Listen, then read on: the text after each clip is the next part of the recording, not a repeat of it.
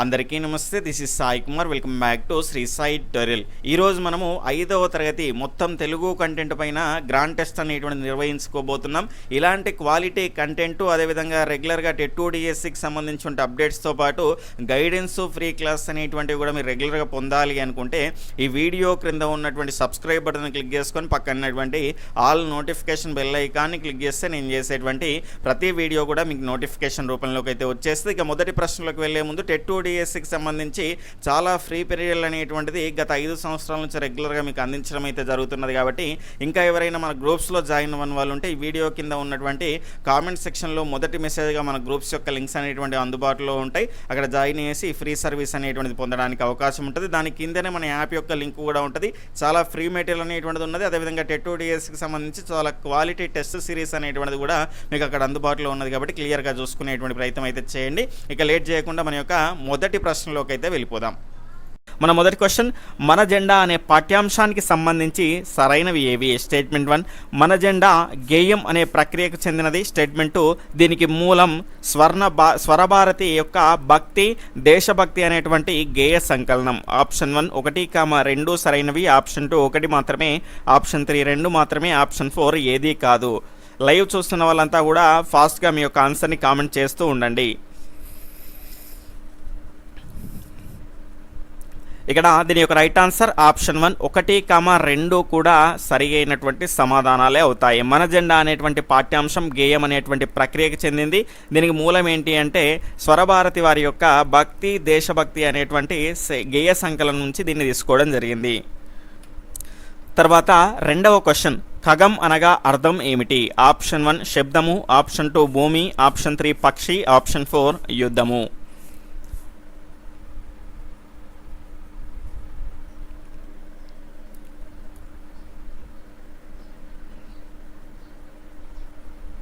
ఇక్కడ దీని యొక్క రైట్ ఆన్సర్ ఆప్షన్ 3 పక్షి అండి. ఖగము అంటే అర్థం ఏంటి అంటే పక్షి.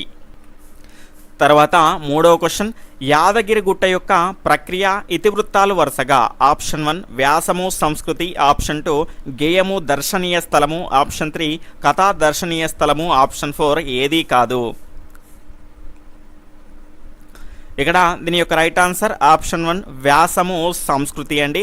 యాదగిరి గుట్ట అనేటువంటి ప్రక్రియ యాదగిరి గుట్ట అనే పాఠ్యాంశం యొక్క ప్రక్రియ ఏంటి అంటే వ్యాసము. అదేవిధంగా ఇతివృత్తం ఏంటి అంటే సంస్కృతి. అదేవిధంగా దర్శనీయ స్థలం గురించి తెలియజేయడం అండి. సంస్కృతి లేదా దర్శనీయ స్థలం ఏదున్నా కూడా సరి అయినటువంటిది. ఇక్కడ వ్యాసము సంస్కృతి ఉంది కాబట్టి దీన్ని పిక్ చేసుకున్నాం మనము. తర్వాత నాలుగవ క్వశ్చన్, యాదగిరి గుట్టలో నరసింహస్వామిని దర్శించుకున్న భక్తులు తప్పకుండా యాదగిరి గుట్ట మీద ఉన్నటువంటి ఈ మరొక ఆలయాన్ని తప్పకుండా దర్శించుకుంటారు. ఆప్షన్ 1 హనుమంతుని ఆలయం. ఆప్షన్ 2 రామలింగేశ్వరుని ఆలయం. ఆప్షన్ 3 శివుని ఆలయం. ఆప్షన్ 4 ఏదీ కాదు.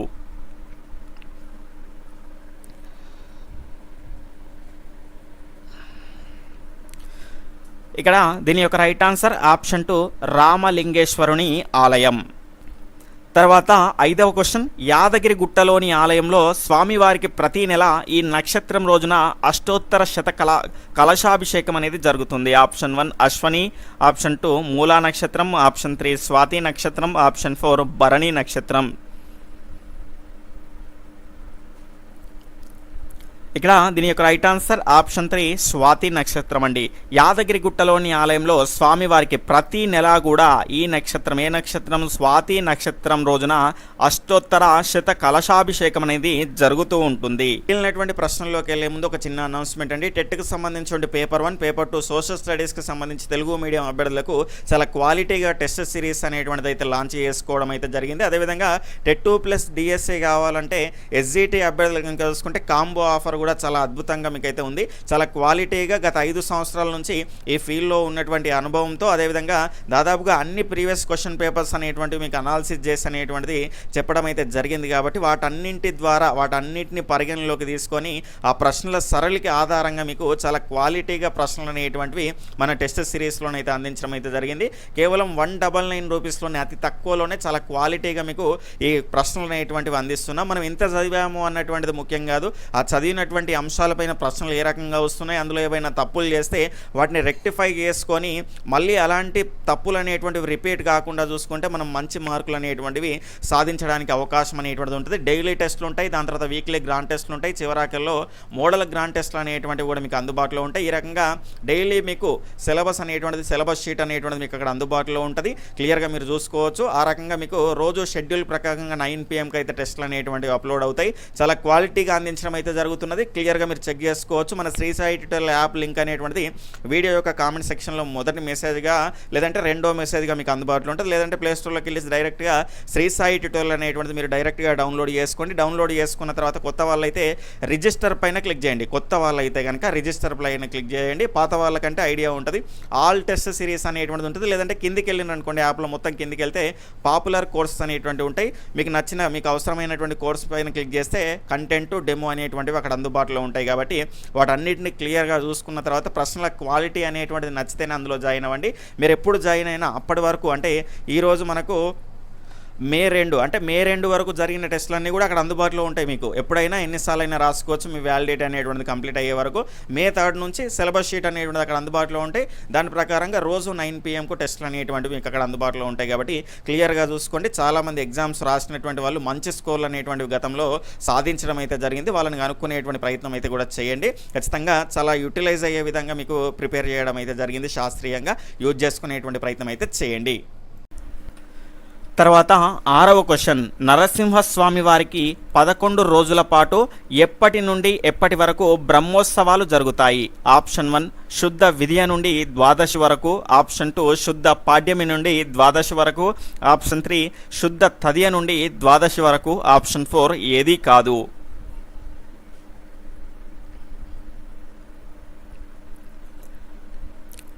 ఇక్కడ దీని యొక్క రైట్ ఆన్సర్ ఆప్షన్ 1 శుద్ధ విద్య నుండి ద్వాదశి వరకు అండి. ఇక్కడ నరసింహస్వామి వారికి 11 రోజుల పాటు అన్నాము, ఇక్కడ బ్రహ్మోత్సవాలు జరుగుతాయి అన్నాము. ఇక్కడ చూడండి, మనకు మొదటి రోజు ఏంటి, తిథుల్లో పాడ్యమి, దాని తర్వాత రెండవది ఏంటిది విద్య, అంటే రెండవ రోజు నుంచి ద్వాదశి అంటే 12, ద్వాదశి అంటే 12, కాబట్టి 12 రోజుల వరకు ఎన్ని ఉంటాయండి, 11 రోజులు ఉంటాయి. అంటే మనకు తిథులు వస్తే ఇవన్నీ అవసరం లేదు, చూసి పెట్టేయచ్చు. మనకు తెలుగులో కదా, ఇప్పుడు 2 నుంచి 12 వరకు ఎన్ని రోజులు ఉంటాయంటే 11 రోజులు. ఆ రకంగా సులభంగా మనం చెప్పుకోవచ్చు.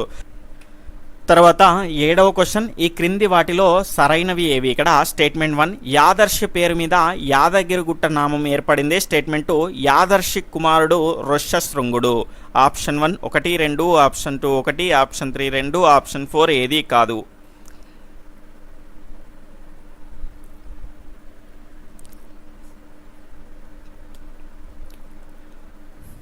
ఇక్కడ దీని యొక్క రైట్ ఆన్సర్ ఆప్షన్ 2 1 మాత్రమే సరైనది, రెండవది కాదు. యాదర్శి పేరు మీదనే యాదగిరిగుట్ట నామం అనేది ఏర్పడడం జరిగింది. తర్వాత యాదర్శి కుమారుడు ఋష్యశృంగుడు అన్నాము కాదండి. ఋష్యశృంగుడు ఎవరు అంటే యాదర్శుని యొక్క తండ్రి అవుతాడు. ఎవరు? ఋష్యశృంగుడు. కాబట్టి ఋష్యశృంగుని కుమారుడు ఎవరు? యాదర్శి అవుతారు. ఈయన తపస్సు చేయడం ద్వారానే నరసింహస్వామి గారు ప్రత్యక్షమై ఆ కొండ మీద వెలిసినట్టుగా ప్రతీతి. తర్వాత 8వ క్వశ్చన్, కొండగట్టు ఆంజనేయ స్వామి సగం నరసింహస్వామి ముఖంతో. ఆప్షన్ 1 తూర్పుకు అభిముఖంగా ఉంటాడు, ఆప్షన్ 2 పశ్చిమానికి అభిముఖంగా ఉంటాడు, ఆప్షన్ 3 ఉత్తరానికి అభిముఖంగా ఉంటాడు, ఆప్షన్ 4 దక్షిణానికి అభిముఖంగా ఉంటాడు.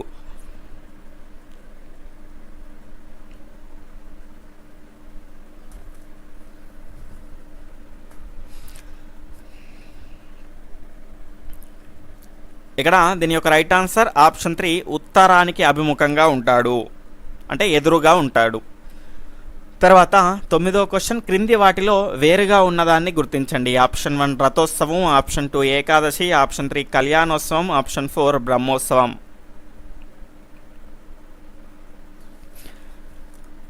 ఇక్కడ దీని యొక్క రైట్ ఆన్సర్ చూస్తేనే తెలిసిపోతుందండి, ఏకాదశి. ఇక్కడ రథోత్సవము, దాని తర్వాత కళ్యాణోత్సవం, బ్రహ్మోత్సవం ఇవన్నీ కూడా ఒక రకమైనటువంటి ఉత్సవాలు. కానీ ఏకాదశి అనేది ఏంటంటే ఒక రోజు.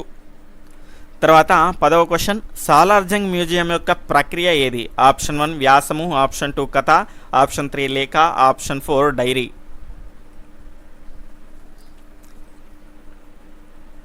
ఇక్కడ దీని యొక్క సరి అయినటువంటి సమాధానం ఆప్షన్ 4 డైరీ అండి.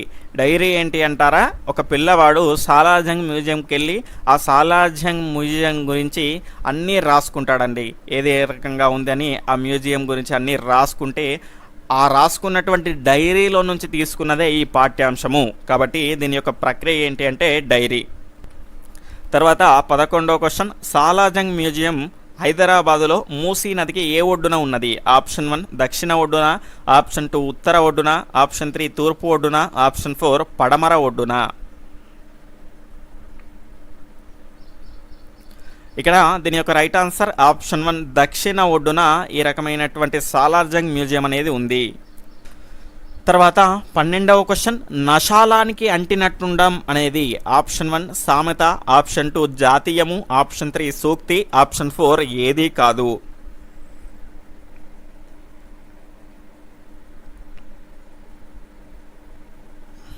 ఇక్కడ దీని యొక్క రైట్ ఆన్సర్ ఆప్షన్ 2 జాతీయం అండి. ఇక్కడ నషాలానికి అంటినట్టు ఉండడము అంటే దీని మీనింగ్ ఏమొస్తుందంటే చాలా ఎక్కువ అవ్వడము అని వస్తుంది. అంటే ఒక మీనింగ్ వేరే మీనింగ్ అనేది కలిగి ఉంటే అది జాతీయము. లేదంటే రెండు ప్రతిబింబంగా ఉన్నాయి అనుకోండి, ఢిల్లీకి రాజైన తల్లికి కొడుకే అంటే అక్కడ పోలిక అనేది చూపిస్తారు. కాబట్టి అది సామెత కిందికి వస్తుంది. తర్వాత 13వ క్వశ్చన్, సాలార్జంగ్ మ్యూజియంను ఎప్పుడు ప్రారంభించారు? Option 1 1951 December 26, 1952 December 16, 1951 December 16, 1952 December 26.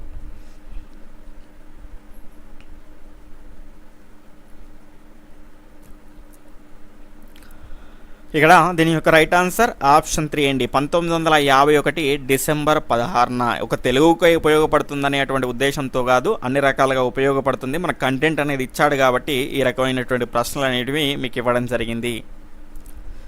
తర్వాత 14వ క్వశ్చన్, క్రింది వాటిలో సరైనవి ఏవి? స్టేట్మెంట్ 1 సాలార్జంగ్ మ్యూజియంలోని అర్రల సంఖ్య 36. స్టేట్మెంట్ 2 ఈ మ్యూజియంలో పై అంతస్తులో ఉండే అర్రల సంఖ్య 18. ఆప్షన్ 1 1, 2, ఆప్షన్ 2 1, ఆప్షన్ 3 2, ఆప్షన్ 4 ఏది కాదు.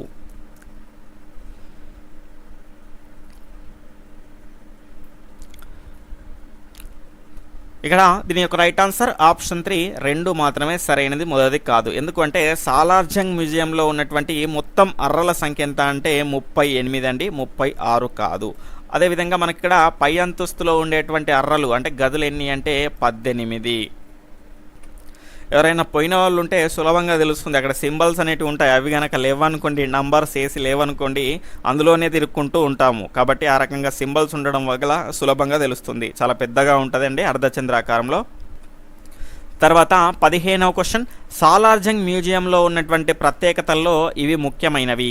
ఆప్షన్ 1 గంటల గడియారము, ఆప్షన్ 2 రెబక్కా శిల్పము, ఆప్షన్ 3 మార్గరీటా ఫిలిప్స్ శిల్పము, ఆప్షన్ 4 పైవన్నీ కూడా సరి అయినవే.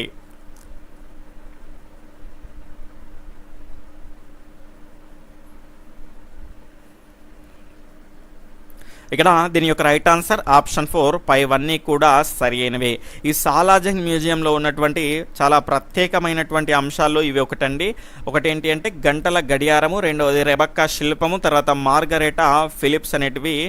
అంటే ఒకటే శిల్పము, ఇందులో 2 ముఖాలు ఉంటాయి. ఈ మూడు అయితే ఎక్కువగా మనకు ప్రత్యేకతగా ఉంటాయి. ఎందుకు అంటే వీటిలో ఇక్కడ చూడండి, మనకి ఇక్కడ ఫిలిప్స్ మరియు మార్గరేటా శిల్పంలో చూసుకుంటే ముందర నుంచి చూసారనుకోండి మగ మనిషి కనిపిస్తాడు, అదే వెనుక అద్దంలో చూసారనుకోండి ఆడ మనిషి కనిపిస్తారు. కాబట్టి ఇది ఈ శిల్పం యొక్క ప్రత్యేకత.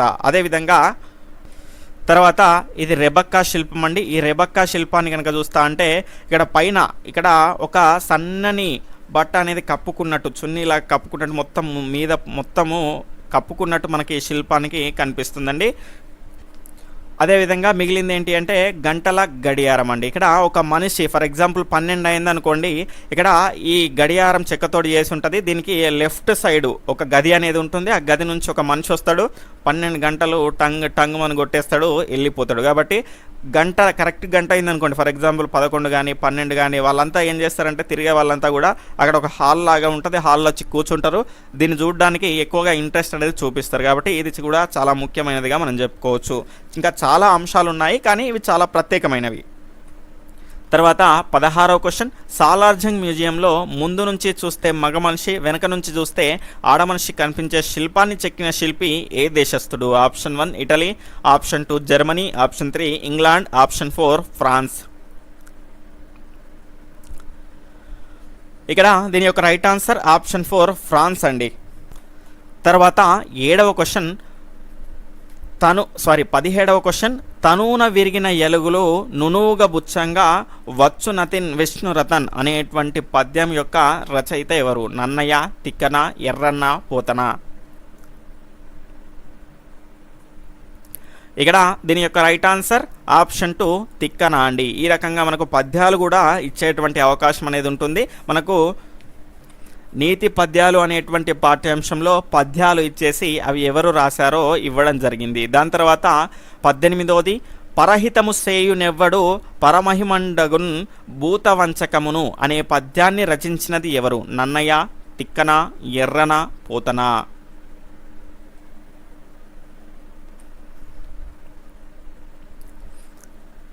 ఇక్కడ దీని యొక్క రైట్ ఆన్సర్ ఆప్షన్ 4 పోతన.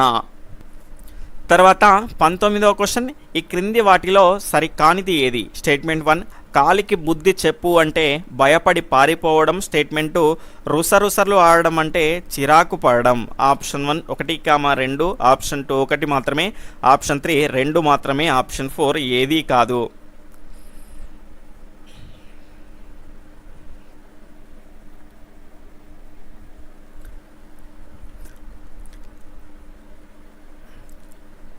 ఇక్కడ దీని యొక్క రైట్ ఆన్సర్ ఆప్షన్ 4 ఏది కాదు అండి. ఎందుకంటే ఇవి రెండు కూడా సరి అయినవి. మీకు టెక్స్ట్ బుక్లో ఏముంటుంది? కాలికి బుద్ధి చెప్పడం అనే ఉంటుంది, తర్వాత ఖాళీగా ఉంటుంది, దాని తర్వాత రుసరుసలు ఆడడం అనేది ఉంటుంది, తర్వాత ఖాళీగా ఉంటుంది. దానికి సంబంధించినటువంటి సొంత వాక్యం రాయాలని మనకు టెక్స్ట్ బుక్లో ఉంటుంది. క్రింది వాటిలో సరైనవి ఏవి? స్టేట్మెంట్ 1 1962లో చైనాతో యుద్ధం వచ్చినప్పుడు పైడిమర్రి వెంకట సుబ్బారావు గారు ప్రతిజ్ఞ రాశాడు. స్టేట్మెంట్ 2 ఈయన రాసిన ప్రతిజ్ఞను 1963లో ఆనాటి ప్రభుత్వం అధికారికంగా పాఠ్య పుస్తకాల్లో చేర్చింది. ఆప్షన్ 1 1, 2 సరైనవి, ఆప్షన్ 2 1 మాత్రమే, ఆప్షన్ 3 2 మాత్రమే, ఆప్షన్ 4 ఏదీ కాదు.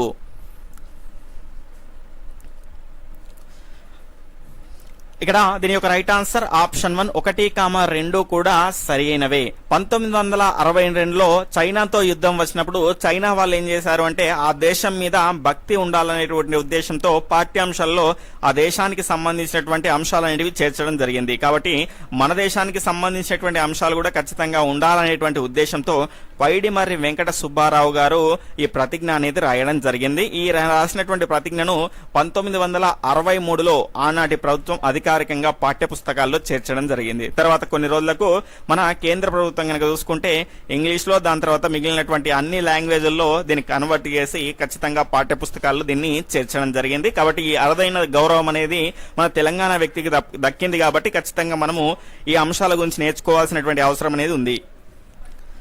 తర్వాత 2వ క్వశ్చన్, హైదరాబాద్లోని సిటీ సెంట్రల్ లైబ్రరీకి ఈయన పేరుని పెట్టారు. ఆప్షన్ 1 ప్రొఫెసర్ జయశంకర్, ఇక్కడ ప్రొఫెసర్ జయశంకర్ అండి. ఆప్షన్ 2 కాలోజీ, ఆప్షన్ 3 వట్టికోట ఆల్వారు స్వామి, ఆప్షన్ 4 దాశరథి కృష్ణమాచార్యులు. ఇక్కడ దీని యొక్క సరి అయినటువంటి సమాధానం ఆప్షన్ 3 వట్టికోట ఆల్వారు స్వామి గారి పేరండి. ఇక్కడ హైదరాబాద్ సిటీ సెంట్రల్ లైబ్రరీకి ఈయన 2015లో కనుక చూసుకుంటే శత జయంతి ఉత్సవాలు అనేవి జరపడం జరిగింది. అందులో భాగంగా ఈయనకు సిటీ సెంట్రల్ లైబ్రరీకి ఈయన పేరును పెట్టడం జరిగింది. తర్వాత 3వ క్వశ్చన్, చింత చెట్టు అనే పాఠ్యాంశం యొక్క ప్రక్రియ ఇతివృత్తాలు వరుసగా.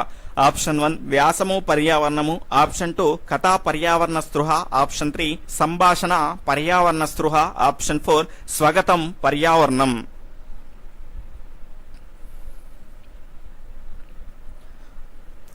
ఇక్కడ దీని యొక్క రైట్ ఆన్సర్ ఆప్షన్ 3 స్వగతం పర్యావరణం అండి. ఇక్కడ చింత చెట్టు అనేటువంటి పాఠ్యాంశం యొక్క ప్రక్రియ ఏంటి అంటే స్వగతం, అంటే తన గురించి తానే చెప్పుకునేటువంటి దాన్ని ఏమంటాము అంటే స్వగతము అంటారు. ప్రకృతి మనకు ఏ విధంగా ఉపయోగపడుతుంది అని తెలియజేసేటువంటి పాఠ్యాంశమే చింత చెట్టు. తర్వాత 4వ క్వశ్చన్, బోనాలు అనే పాఠ్యాంశం యొక్క ప్రక్రియ ఇతివృత్తాలు వరుసగా. ఆప్షన్ 1 వ్యాసము సంస్కృతి, ఆప్షన్ 2 కథనము సంస్కృతి, ఆప్షన్ 3 కథా సంస్కృతి, ఆప్షన్ 4 గేయము సంస్కృతి.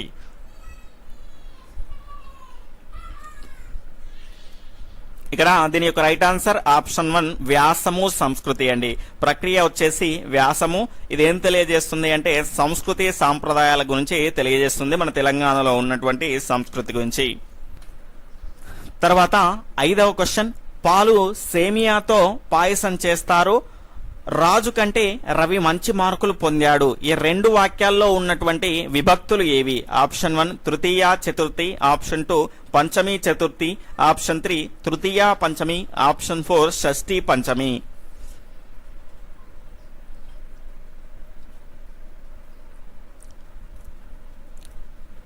ఇక్కడ దీని యొక్క సరి అయినటువంటి సమాధానం ఆప్షన్ 3 తృతీయ పంచమి అండి. పాలు సేమియాతో అన్నారు. ఇక్కడ తో అనేటువంటి ప్రత్యయం అనేది చేరింది. చేతన్ చేన్ తోడన్ తోన్ అనేది ఏమొస్తుంది? ఏ విభక్తి వస్తుంది? తృతీయ విభక్తి వస్తుంది. అదేవిధంగా రాజు కంటే రవి మంచి మార్కులు పొందాడు. ఇక్కడ ప్రత్యయం ఏంటి? కంటే. కాబట్టి వలనన్ కంటెన్ పట్టే పంచమి విభక్తి అవుతుంది. కాబట్టి ఇక్కడ మనకు అండర్లైన్ చేయాల్సినటువంటి అవసరం లేదు, డైరెక్ట్ గా ఈ రకంగా వాక్యం ఇస్తాడు, ఆ ప్రత్యయం ఏ విభక్తిలో ఉందో మనం చెప్పగలగాలి. తర్వాత చింత చెట్టు అనే పాఠం చింత చెట్టు యొక్క స్వాగతం, స్వీయ చరిత్ర, జీవిత చరిత్ర ఏదీ కాదు.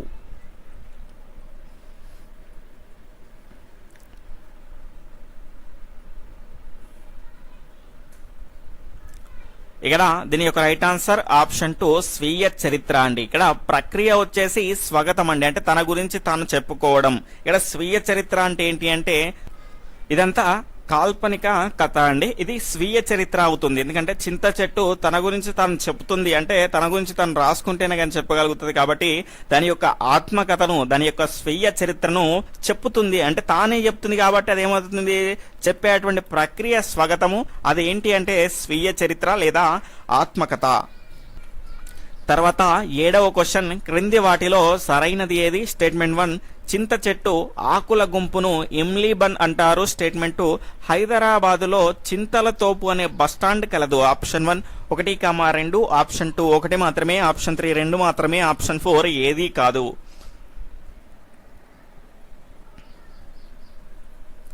ఇక్కడ దీని యొక్క రైట్ ఆన్సర్ ఆప్షన్ 4 ఏదీ కాదు అండి. ఎందుకు అంటే చింత చెట్టు యొక్క ఆకుల గుంపును కాదండి, చింత చెట్ల యొక్క గుంపును ఏమంటారు అంటే చింత తోపు అంటారు. అదేవిధంగా మనకి ఇక్కడ చూసుకుంటే హైదరాబాద్ లో ఇమ్లీ బన్ అనేటువంటి ఒక బస్ స్టాండ్ అనేది ఉంది. ఇమ్లీ అంటే ఏంటి అంటే చింత, దాని తర్వాత బన్ అంటే ఏంటిది అంటే భవనము. ఈ రకంగా ఇమ్లీబన్ అనేటువంటి పేరుతో హైదరాబాద్ లో బస్ స్టాండ్ అనేది ఉంది. కాబట్టి ఆప్షన్ 4 ఏదీ కాదు.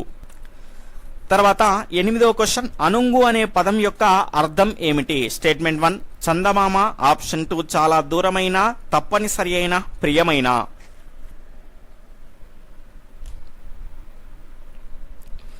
అనుంగు అంటే అర్థం ఏమిటంటే ఆప్షన్ 4 ప్రియమైన.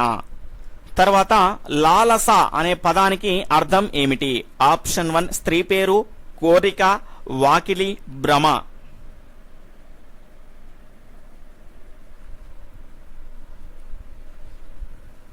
ఇక్కడ దీని యొక్క రైట్ ఆన్సర్ ఆప్షన్ 2 కోరిక అండి. లాలస అనేటువంటి పదానికి అర్థం ఏంటి అంటే కోరిక. మనం టెక్స్ట్ బుక్ లో ఉన్నటువంటి అంశాలతో పాటు చివర్లో ఉన్నటువంటి అన్ని అంశాలను కూడా ఖచ్చితంగా చదివితేనే మనకు స్కోర్ చేయడానికి అవకాశం అనేది ఉంటుంది. ఖచ్చితంగా మీకు వెనకాల ఉన్నటువంటి మీనింగ్స్ అనేటివి చదివితేనే మనము అన్ని అంశాలను క్లియర్ గా చదివినట్టు. తర్వాత 10వ క్వశ్చన్, వెండియు అనే పదానికి అర్థం ఏమిటి? వెండి, మరిన్ని, మరలా, 2 మరియు 3.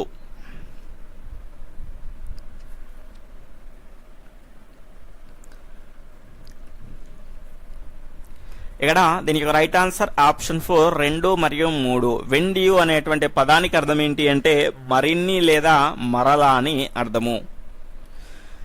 తర్వాత 11వ క్వశ్చన్, వృధాచయం అనే పాఠ్యాంశం యొక్క ప్రక్రియ ఏది? ఆప్షన్ 1 వ్యాసము, ఆప్షన్ 2 కథనము, ఆప్షన్ 3 సంభాషణ, ఆప్షన్ 4 గేయము.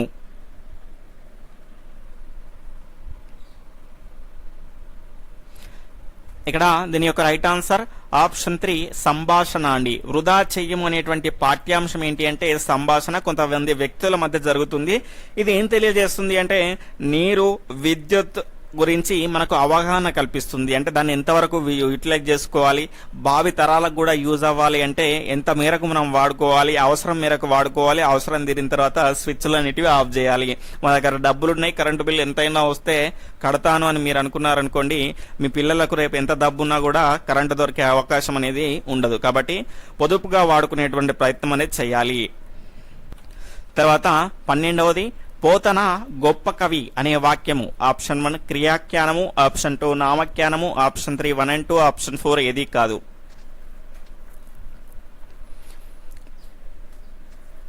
ఇక్కడ దీని యొక్క రైట్ ఆన్సర్ ఆప్షన్ 2 నామాఖ్యానం అండి. పోతన గొప్ప కవి అనేటువంటి వాక్యం ఏంటి అంటే నామాఖ్యానము. ఇక్కడ నామాఖ్యానానికి క్రియాఖ్యానానికి తేడా ఏంటి అంటే క్రియాఖ్యానంలో క్రియ ఉంటుంది, ఇక్కడ క్రియ రహిత వాక్యంలో కనుక చూసుకుంటే మనకు దాని పేరేంటి అంటే నామాఖ్యానము అని అంటాము. అందులో ఏముంటది, క్రియ అనేది ఉండదు. తర్వాత 13వ క్వశ్చన్, తెలుగు భాషకు ఉన్నటువంటి ప్రత్యేకమైనటువంటి వాక్యం. క్రియాఖ్యానము, నామఖ్యానము, అకర్మక వాక్యము, సకర్మక వాక్యము.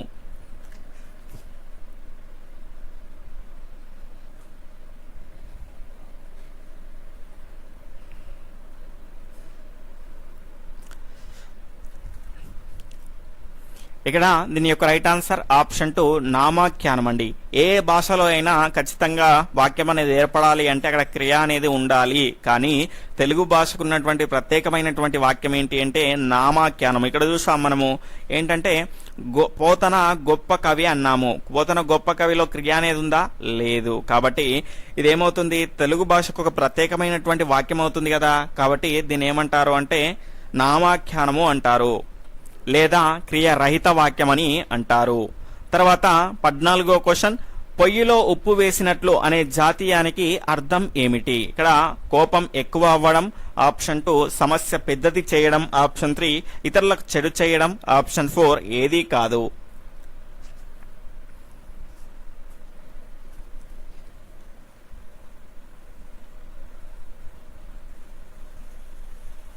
ఇక్కడ దీని యొక్క రైట్ ఆన్సర్ ఆప్షన్ 2 సమస్య పెద్దది చేయడం అండి. పొయ్యిలో ఉప్పు వేసినట్లు అనేటువంటి జాతీయం దేన్ని తెలియజేస్తుంది అంటే సమస్యను పెద్దది చేయడం. పొయ్యిలో ఉప్పు వేస్తే ఏమవుతుంది, చిట చిట చిట అంటది, మనకు తెలిసే కదా ఎందుకు వేయడం. మరి ఆ రకంగానే సమస్య పెద్దది చేయడం అనేటువంటి అర్థంలో వాడతాము.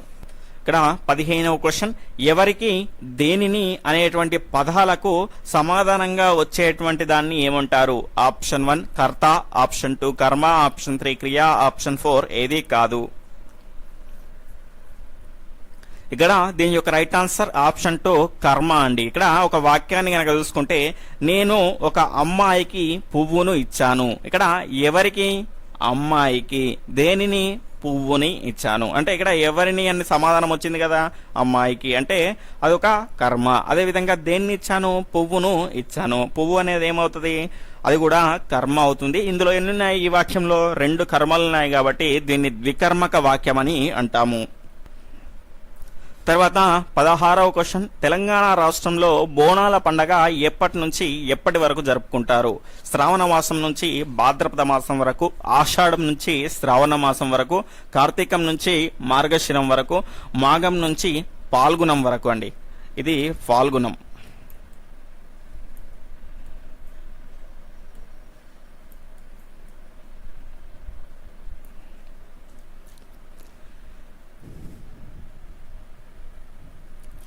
ఇక్కడ దీని యొక్క రైట్ ఆన్సర్ ఆషాఢం నుంచి శ్రావణ మాసం వరకు తెలంగాణ రాష్ట్రంలో బోనాల పండగ అనేది జరుపుకుంటారు. మీ అందరికీ గుర్తుందనుకుంటా కదా, మొన్న ఒక కోడ్ చెప్పాను, సివిజే ఆస్బా కేఎంపీఎంపీ. తెలుగుకు సంబంధించినటువంటి అన్ని నెలల్ని గుర్తుపెట్టుకోవచ్చు. తర్వాత 17వ క్వశ్చన్, భక్తి శ్రద్ధలతో బోనాలు నైవేద్యంగా అర్పించి వస్త్రాలను, కానుకలను, ఓడి బియ్యాన్ని, ఇక్కడ ఓడి బియ్యాన్ని అండి, ఓడి బియ్యాన్ని కూడా సమర్పించేటువంటి ఈ తంతుని ఏమంటారు?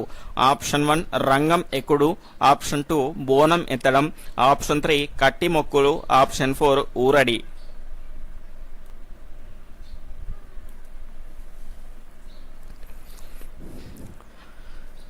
ఇక్కడ దీని యొక్క రైట్ ఆన్సర్ ఆప్షన్ 4 ఊరడి అండి. ఇది ప్రీవియస్ టెట్ క్వశ్చన్ అండి. ఇక్కడ మనకు పాఠ్యాంశం లోపలికి వెళ్ళి కూడా మనకు ఇవ్వడం జరిగింది, ఎందుకంటే మన యొక్క సంస్కృతి సాంప్రదాయం అనేది టెట్ సిలబస్ లో ఉంటుంది కాబట్టి. తర్వాత 18వ క్వశ్చన్, వీరోచితంగా చేసే పనులు విరజిమ్మే పరిమళమే కీర్తి అనే సూక్తి ఎవరిది? Option 1 Kaloji Narayana Rao, option 2 Socrates, option 3 Abraham Lincoln, option 4 professor Jayashankar.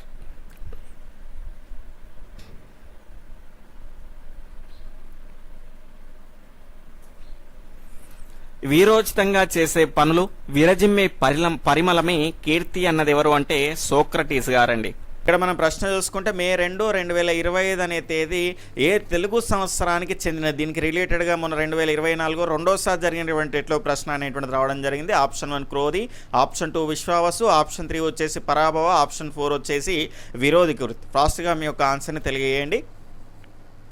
ఇక్కడ దీని యొక్క రైట్ ఆన్సర్ కనుక చూసుకుంటే ఆప్షన్ 2 విశ్వావసు అండి.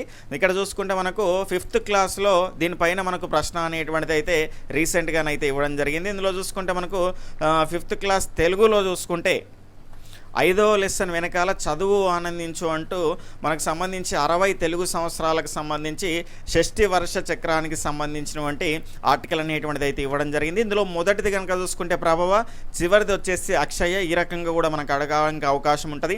క్రోధినామ సంవత్సరం తర్వాత వచ్చేటువంటి సంవత్సరం ఏది అనేటువంటి అంశాన్ని అయితే మొన్న ఎగ్జామ్లోనైతే రావడం అయితే జరిగింది, అడగడం అయితే జరిగింది. ఇక్కడ చూసుకుంటే 2024 ఉగాది నుంచి 2025 ఉగాది వరకు కనుక చూసుకుంటే క్రోధినామ సంవత్సరం అనేటువంటిది ఉంది. ఆ ఉగాదితో క్రోధినామ సంవత్సరం అనేటువంటిది క్లోజ్ అయింది. 2025 ఉగాది నుంచి మొదలు పెట్టుకొని 2026 ఉగాది వరకు మనకు విశ్వావసునామ సంవత్సరం అనేటువంటిది ఉంటుంది. మనం ఏ తెలుగు సంవత్సరంలో ఉన్నాం? ఇప్పుడు విశ్వావసునామ సంవత్సరంలో మనం ఉన్నాం. దీని తర్వాత వచ్చే సంవత్సరం ఏంటిది? పరాభవ. ఈ రకంగా కూడా మనకు అడగవచ్చు. కాబట్టి క్లియర్గా ఇక్కడ ఈ నియర్ బై ప్రజెంట్ ఉన్నటువంటి దానికి ముందుది, దాని తర్వాతది, దాని తర్వాత మొదటిది, చివరిది. ఈ రకంగా మనం అన్నీ నేర్చుకోవాల్సినటువంటి అవసరం అనేటువంటిది ఉంటుంది. దాని తర్వాత పాఠ్య పుస్తకాలకు సంబంధించిన కవర్ పేజ్ పైన కూడా మనకు ప్రశ్నలు అనేటువంటివి అయితే వస్తున్నాయి. ఇక్కడ తెలుగు 5వ తరగతి వాచకం అనేటువంటిది ఏ సిరీస్తో ఉంటుంది? జాబిలీ 5. 1వ తరగతి జాబిలీ 1, 1 నుంచి 5 వరకు జాబిలీ సిరీస్తో నడుస్తుంది. జాబిలీ 1 అంటే 1వ తరగతి, జాబిలీ 2 అంటే 2వ తరగతి, జాబిలీ 5 అంటే 5వ తరగతి. అదేవిధంగా 6, 7, 8వ తరగతి కనుక చూసుకుంటే నవవసంతం. నవవసంతం 1 అంటేనేమో 6వ తరగతి, నవవసంతము 2 అంటేనేమో 7వ తరగతి, నవవసంతం 3 అంటేనేమో 8వ తరగతి. ఇక 9, 10 అనేటువంటి క్లాసులకు సంబంధించి మనకు సింగిడి అనేటువంటి పేరుతో ప్రచురితం అవుతాయి. సింగిడి 1 అంటే 9వ తరగతి, సింగిడి 2 అంటే 10వ తరగతి. ఈ రకంగా ప్రతి అంశాన్ని క్లియర్గా చూసుకోవాలి. ఇక్కడ తెలంగాణ ప్రభుత్వం కనుక చూసుకుంటే ఏ పేరుతో పిల్లలకు ఇక్కడ ఉచిత పాఠ్య పుస్తకాలని సప్లై చేస్తున్నదంటే విద్యార్థుల వికాసానికి ప్రభుత్వ కానుక అనేటువంటి పేరుతో. దీన్ని కూడా మనం క్లియర్గా చూసుకోవాలి. ఎందుకంటే ఇలాంటి అంశాల మీద ప్రశ్నలు అడుగుతున్నారు. గతంలో ఉచిత పంపిణీ అని ఉంటుండే, ఇప్పుడు విద్యార్థుల వికాసానికి ప్రభుత్వ కానుక ఆ రకంగా అయితే ఉంది. కాబట్టి క్లియర్గా మనం ప్రతి అంశాన్ని అయితే చూసుకోవాల్సినటువంటి అవసరం అనేటువంటిది ఉన్నది. ఇలాంటి అంశాలపైన రెగ్యులర్గా మీ క్లాస్ అనేటువంటివి అందించేటువంటి ప్రయత్నం అయితే చేస్తాను. తర్వాత 20వ క్వశ్చన్, క్రింది వాటిలో సరైనవి ఏవి? ఇక్కడ స్టేట్మెంట్ 1 మోదము అనగా ఆమోదము, స్టేట్మెంట్ 2 వలువలు అనగా బట్టలు, వస్త్రములు. 1, 2 సరైనవి, 1 మాత్రమే, 2 మాత్రమే ఏది కాదు. ఇక్కడ దీని యొక్క రైట్ ఆన్సర్ ఆప్షన్ 3 2 మాత్రమే సరి అయినది, మొదటి కాదు. ఎందుకంటే మోదము అనేటువంటి పదానికి అర్థం ఏంటి అంటే సంతోషము, ఆనందము అని అర్థము. వలువలు అంటే బట్టలు, వస్త్రములు అని అర్థంలో వాడతాము.